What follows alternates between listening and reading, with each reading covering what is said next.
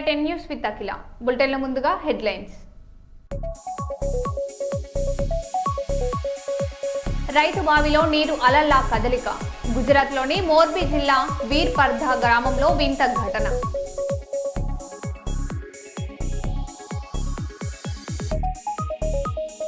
వ్యవసాయ బావుల వైర్లు చోరీ. అంతరాష్ట్ర దొంగలను అరెస్ట్ చేసిన జనగామ పోలీసులు.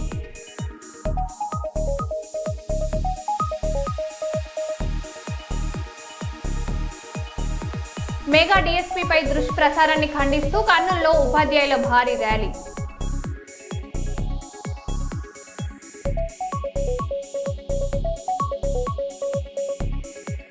సరూర్ నగర్ స్టేడియం వద్ద తోపులాట. హైదరాబాద్లో 150 డ్రైవర్ ఉద్యోగాలకు పోటెత్తిన నిరుద్యోగులు.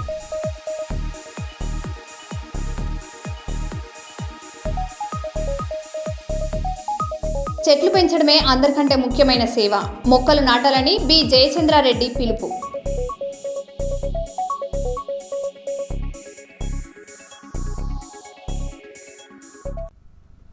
ఇక వివరాల్లోకి వెళ్తే, సిద్దిపేట జిల్లా గజ్వేల్ పట్టణంలో మహాతి విద్యానికేతన్ స్కూల్ హై స్కూల్లో ఆడపడుచులతో బోనాలు అమ్మవారికి సమర్పించడం జరిగిందని, చిన్నారులతో పోతరాజుల వేషాలతో పాఠశాలలో ఘనంగా నిర్వహించామని కరెస్పాండెంట్ గోపి శర్మ తెలిపారు. ఈ కార్యక్రమంలో ప్రిన్సిపల్ షెబానా ముంతాజ్, ఉపాధ్యాయ బృందం తదితరులు పాల్గొన్నారు.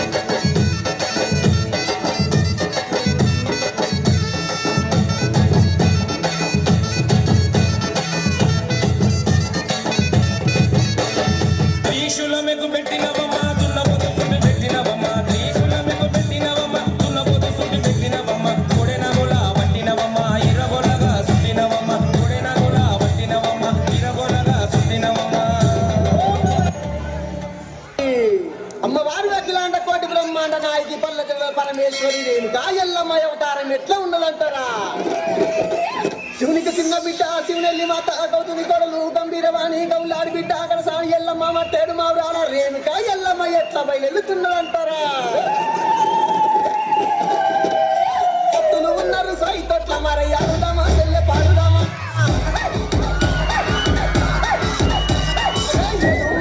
ఎల్లమ్మ ఎగసిముతారావే ఎల్లమ్మ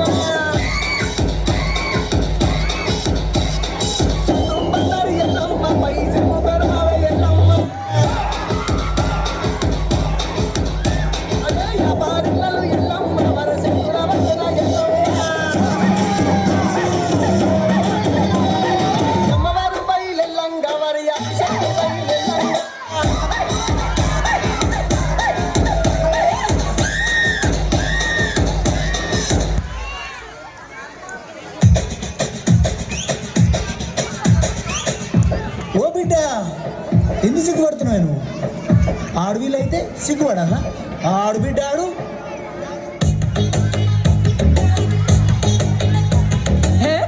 బట్టులు బట్టులు బెట్టులు ఎన్నెల్లవో పిల్లలో పక్కన పెట్టవే నీలోన సిగ్గులు స్టెప్ అయ్యవే మందిలో ఆళ్ళేమంటారు ఇల్లేమంటారు ఎందుకేవో పిల్లలో సిగ్గులు పక్కన పెట్టి నువ్వు వాడవే ఎవ్వలేమంటారులా తుంగ జట్టు సింగు జక్కు తుమ్ములే వాళ్ళ తొంగితే ఈ మబ్బులో లగర సౌండ్ సారా దంచి కొట్టు డీజేవారా లగర సౌండ్ సారా దంచి కొట్టు డీజేవారా లగర సౌండ్ సారా దంచి కొట్టు డీజేవారా లగర సౌండ్ సారా దంచి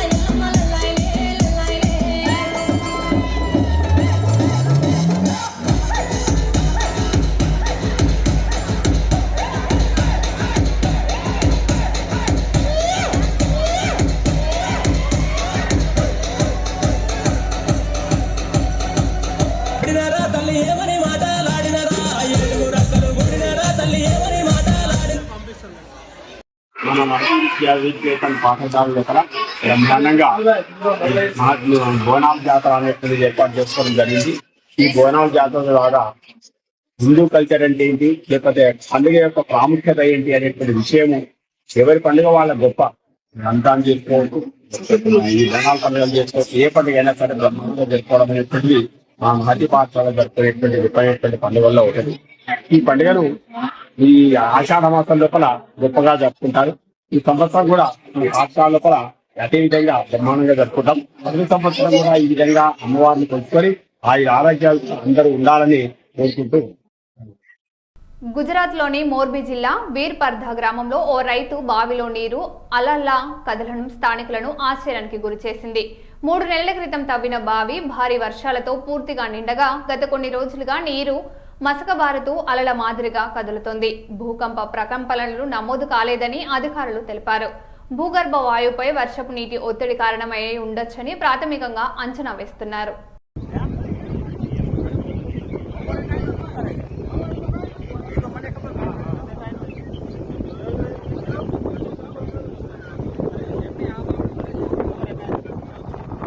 पानी पानी और बैठो चल चल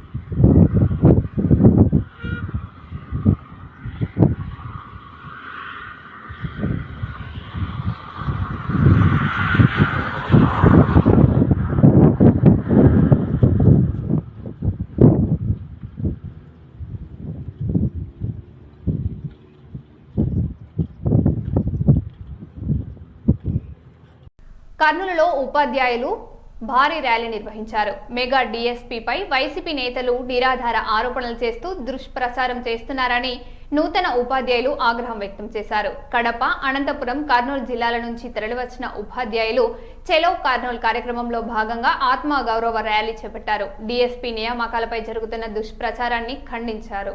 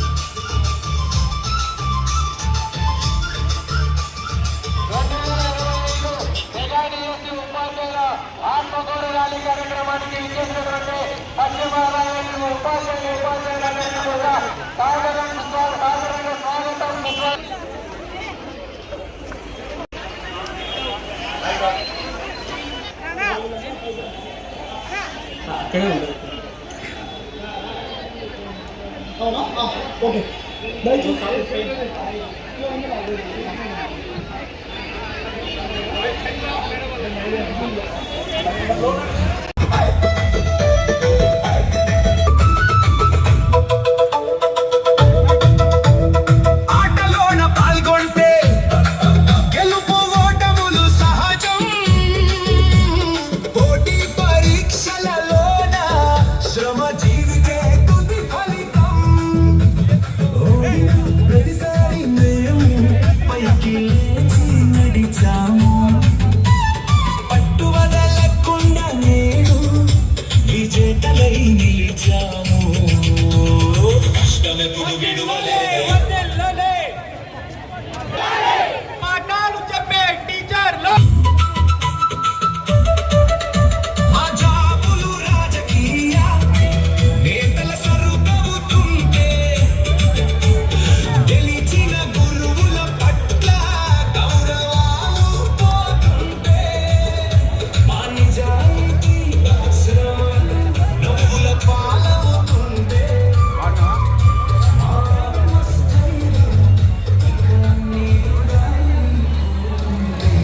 అవగాహన లేక డిఎస్సి నిర్వహించడం చేతకాని వ్యక్తులే నిరాధమైన ఆరోపణలు చేస్తూ మా మీద అభాండాలు వేస్తూ మా కుటుంబాలు 16,000 కుటుంబాలను మాని విమర్శలు చేశారు. తగిన మూల్యం చెల్లించుకోక తప్పదని ఉడక సందర్భంగా తెలియజేస్తా ఉన్నాము. ఖచ్చితంగా తగిన మూల్యం చెల్లించుకుంటారు.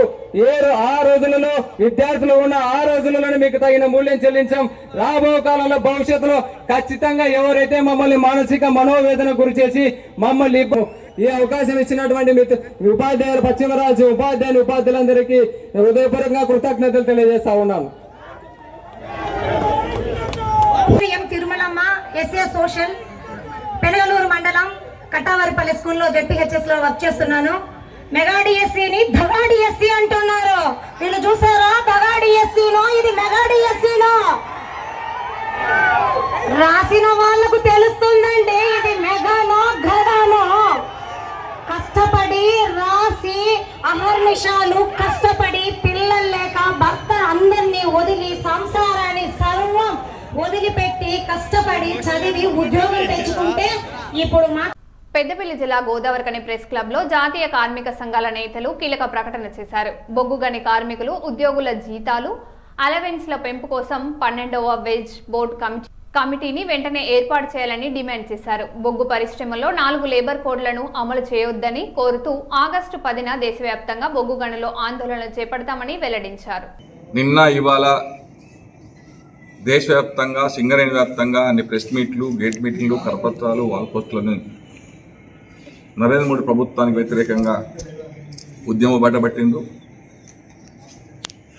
ప్రధానంగా ఒక్క కార్మికులే కాదు, ఇవాళ రైతులు గిట్టుబాటు ధర కోసం, అట్లాగే కూలీలు, అన్ని పరిశ్రమ ఉన్న కార్మికులు, యువత అందరూ కూడా 10వ తారీఖు నాడు రోడ్ల మీదకి వస్తున్నారు. బయట వ్యక్తులందరూ ఏమో కలెక్టర్ ఆఫీస్ ముందు, ఎంఆర్ఎస్ ముందు ధర్నాలు చేసేసి అరెస్ట్ అయ్యి జైలు వరకు కార్యక్రమం పెట్టుకున్నారు. మొత్తం దేశంలో ఉన్న కార్మిక వర్గం అంతా వాళ్ళ ఇండస్ట్రీల ముందు నిరసన తెలియజేసి నరేంద్ర మోడీ విధానాలని ఎండగట్టాలని చెప్పి నిర్ణయం చేశారు.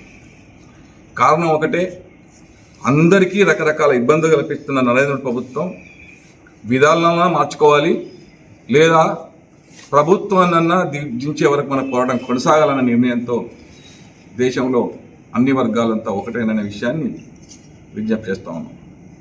ప్రధానంగా సింగరేణి బొగ్గని కార్మికులకు వచ్చేవరకు కొత్త కొత్త కొరీలు పెట్టి 29 లేబర్ కోడ్లను దించి ఆ లేబర్ కోడ్లలో కార్మిక వేతనాలు 51% ఓట్లతోటే వచ్చిన సంఘంతో ఒప్పందం చేసే నిబంధనని ఇవాళ అమలు చేస్తూ ఉన్నాడు. ఇప్పటివరకు కోల్ ఇండియాలో ఎన్నికలు లేవు కాబట్టి 6 నెలల గడువు వాళ్ళకి కేటాయించి ఆ నెలలోపు ఎన్నికలు జరిగితే ఎన్నికలలో గెలిచే సంఘం వస్తే ఒప్పందం చేయాలని. ఎట్టి పరిస్థితుల్లో 51% ఓట్లు ఏ కార్మిక సంఘానికి రావు. ఇంత గొప్పలు చెప్పుకున్న నరేంద్ర మోడీ కూడా ఎన్నడూ 51% ఓటు రాలేదు, వాళ్ళ ప్రభుత్వానికి కూడా రాలేదు. కానీ కేవలం కార్మిక సంఘ ఎన్నికలు మాత్రమే 51 సంఘం పెట్టిన వెంటనే ఇది కార్మికులను వంచడానికి, ప్రైవేటు యాజమాన్యాలకి కంపెనీలను దారదత్తం చేసి కార్మిక శ్రమ దోపిడీ కోసం అనేది మేము కార్మిక సంఘాలు అభిప్రాయపడుతున్నాం. అందుకే దేశంలో కార్మిక వర్గం అంతా ఒకటిగా వచ్చే సమయం ఆసన్నమైంది. గత 2 సంవత్సరాల కింద రైతులు పెద్ద మొత్తంలో ఢిల్లీని ముట్టడించి రోడ్ల మీదనే వంట వార్పులు చేసి వాళ్ళ హక్కులు సాధించుకుని వాళ్ళ చట్టాలు వెనుకగొట్టగలిగారు. మొట్టమొదటిసారి నరేంద్ర మోడీ రైతుల ముందు తల వంచి వాళ్ళ కోడ్ రద్దు చేసుకున్నాడు. ఆ తర్వాత మొన్న పేపర్ లీకేజీల్లో యువతంతా ఒకటై కొన్ని లక్షల మంది ఢిల్లీని ముట్టడించి దాదాపు 1 నెల రోజుల పాటు ఉద్యమాలు చేసి వాళ్ళ హక్కులు సాధించుకొని విద్యాశాఖ మంత్రిని రిజైన్ చేయించగలిగింది. ఇప్పుడు కార్మికుల వంతు వచ్చింది. ఇప్పుడు కార్మిక వర్గం అంతా కూడా దేశం అంతా ఒకటి కావాల్సిన సమయం ఆసన్నమైంది. కారణం వేతన ఒప్పందాలే కాదు, కార్మిక చట్టాలే కాదు, రకరకాల సంక్షేమాలు ఉంటే ప్రభుత్వ రంగ సంస్థలు నమ్ముతా ఉన్నాడు. ఆ ప్రభుత్వ రంగ సంస్థలు నమ్మితే ప్రభుత్వం చేసే ఉద్యోగులకు ఉద్యోగ భద్రత లేకుండా పోయింది. నార్మల్గా రావాల్సిన హక్కులన్నింటినీ కోతలు పెడతా ఉన్నాడు. కారు చౌకగా పెద్ద పెద్ద లాభాలు వచ్చే 1,000 లక్షల కోట్లు వచ్చే పరిశ్రమల్ని కారు చౌక బొగ్గని కార్మికుల 12వ వేజ్ బోర్డు జూలై 1వ తారీఖు నుండి అమల్లోకి రావాలి. కానీ ఇంతవరకు వేజ్ బోర్డు కమిటీ అనేదే కేంద్ర ప్రభుత్వం ఏర్పాటు చేయలేదు. 1973 నుండి అంటే దాదాపు 43 సంవత్సరాలుగా బొగ్గని కార్మికులకి 11 వేజ్ బోర్డు ద్వారా వచ్చినాయి. వేజ్ బోర్డులో కార్మిక సంఘాలు యాజమాన్యం కూర్చొని చర్చించి జీతభత్యాల విషయంలో కానీ ఇతర అలవెన్సులు ఇతర సౌకర్యాల విషయంలో ఒక అవగాహనకు వచ్చిన తర్వాత కేంద్ర ప్రభుత్వం ఆమోదం తీసుకొని దాన్ని అమల్లోకి తీసుకొచ్చడం అనేది ఆనవాయితీ. కానీ ఈసారి నరేంద్ర మోడీ ప్రభుత్వం 4 లేబర్ కోడ్లు ఏదైతే తీసుకొచ్చారో ఈ 4 లేబర్ కోడుల్లో వేజ్ బోర్డులను గెలిచినటువంటి గుర్తింపు సంఘంతో మాట్లాడాలనేది వాళ్ళు నిర్ణయిస్తూ ఉన్నారు. అంటే కోల్ ఇండియాలో కూడా ఎన్నికలు జరిపి ఏ కార్మిక సంఘం అయితే 51% తోటి గెలుస్తుందో ఆ ఒక్క కార్మిక సంఘంతో జీతాల విషయంలో ఇతర విషయాల్లో చర్చించాలనేది వాళ్ళ కోడులో ఉన్నటువంటి విషయం. కానీ భారతదేశంలో ఇంతవరకు ఏ ప్రభుత్వ రంగ పరిశ్రమలో కానీ ఏ అసెంబ్లీ పార్లమెంట్ ఎలక్షన్లో కానీ 51% రావాలనే నిబంధన ఎప్పుడూ లేదు, అసలు ఎవరికి రాదు కూడా. ఈ చట్టం తెచ్చిన నరేంద్ర మోడీ గారికి కూడా 51% రాదు. మరి ఎందుకు పెట్టాడు ఈ విధంగా అంటే కార్మిక సంఘాలే లేకుండా చేయాలి.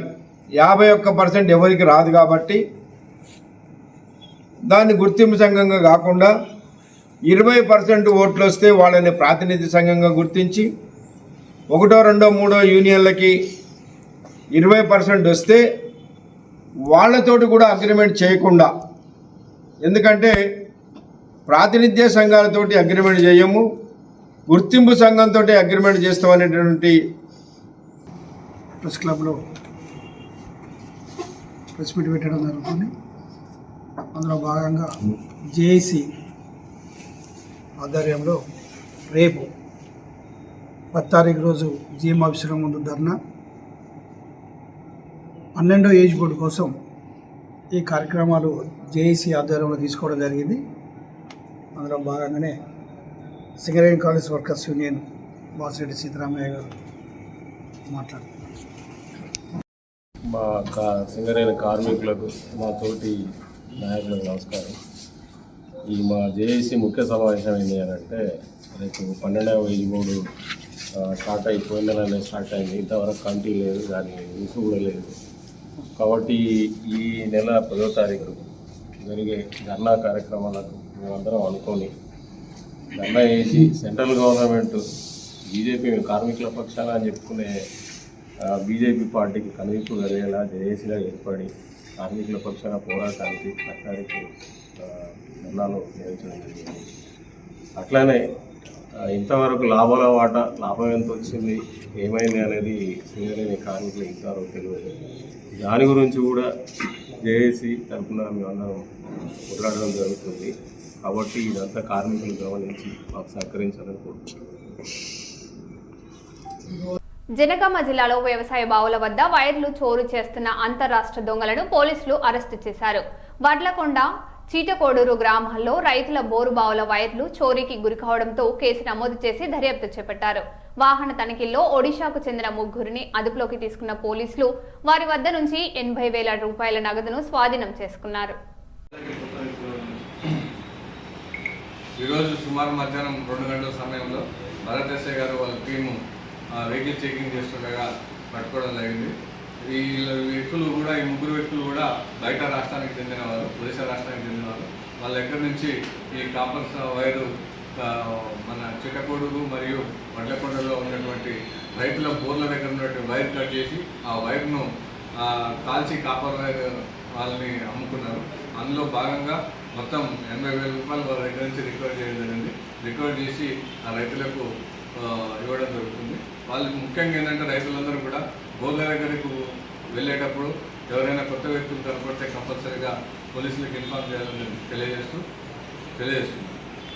కర్నూలు రూరల్ మండలం దిన్నెదేవరపాడు గ్రామ పరిధిలోని శ్రీ రూపాల సంగమేశ్వర స్వామి దేవాలయం ప్రథమ ట్రస్ట్ బోర్డు చైర్మన్ గా మధుసూదన ఆచారిని కుటుంబ ప్రభుత్వం ఎన్నుకోవడంతో శనివారం రోజున శ్రీ రూపాయల సంగమేశ్వర స్వామి దేవాలయంలో ప్రథమ ట్రస్ట్ బోర్డు కమిటీ ఎన్నుకోవడంతో ప్రమాణ స్వీకారం చేశారు. జగన్నాథ గట్టు ఆహ్లాదకరమైన వాతావరణంలో వెలిసిన రూపాల సంగమేశ్వర స్వామి దేవాలయం అన్ని విధాలా అభివృద్ధి చేయడంతో పాటు ప్రజలకు, భక్తులకు 100% మనశ్శాంతి అందేలాగా చూస్తామని శ్రీ రూపాల సంగమేశ్వర స్వామి దేవాలయ ట్రస్ట్ బోర్డు చైర్మన్ వి మధుసూదనాచారితో పాటు కమిటీ సభ్యులు తెలిపారు.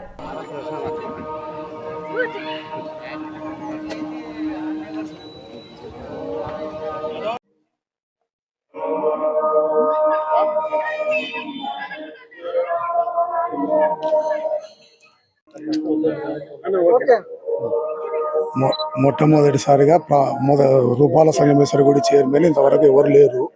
ఇప్పుడు ప్రప్రథమంగా మనమే మొదలుగా ఫస్ట్ నన్ను ఎన్నుకున్నారు.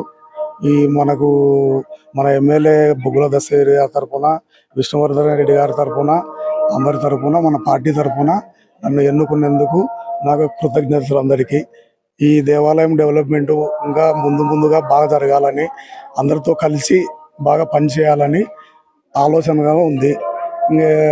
ఇది ఇప్పుడు ప్రస్తుతం ఈరోజు ఈ ప్రమాణ స్వీకారోత్సవం జరుగుతున్నది. అంతే. నమస్కారం. వి మధుసూదనాచారి. రూపాల సంగమేశ్వర స్వామి గతంలో 30-40 ఏళ్ల కిందట బ్యాక్ వాటర్ శ్రీశైలము అక్కడి నుంచి తెచ్చి ఇక్కడ నిర్మించినారు.